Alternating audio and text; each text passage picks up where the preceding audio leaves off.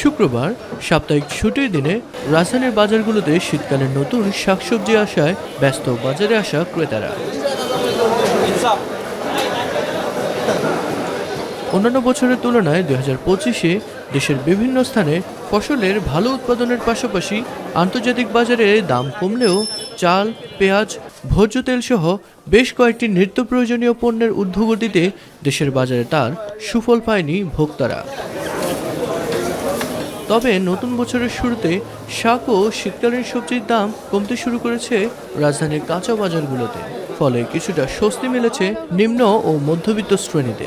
দামের লেগে নিতে পারি না, বুঝেন না, একটু কম হলে আমার জন্য ভালো, কিন্তু আমরা তো কাম কাজ করে দৈনিক বাজার করি। শীতকালীন সবজির দাম কিছুটা কম, তবে আরো কম হলে হয়তো ভোক্তাদের নাগালের মধ্যে থাকতো আর কি। দাম কমলে আমাদের ভালো হয়, বেচা বিক্রি বেশি হয়, আপনারা ভালো থাকি, লাভবান বেশি হয়, আর সবাই তারা কি দেখাইতে পারে।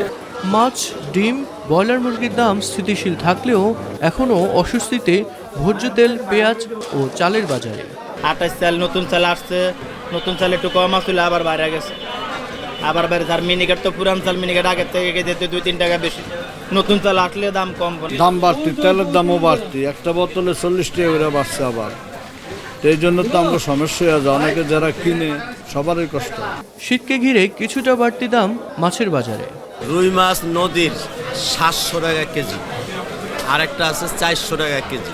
আমি তো আসলে যে বাচ্চার মাছ কিনতে আইছি, দেখতেছি ভালোই দাম, বেশি দাম। মাছের দামটা একটু মনে হচ্ছে বাড়তি। তবে যথাযথ মনিটরিং এর পাশাপাশি বাজার ব্যবস্থাপনা ঠিক থাকলে নিয়ন্ত্রণে থাকবে বলে মনে করেন বাজারে আসা ক্রেতারা। মিফতাহ গালিব, মাই টিভি, ঢাকা।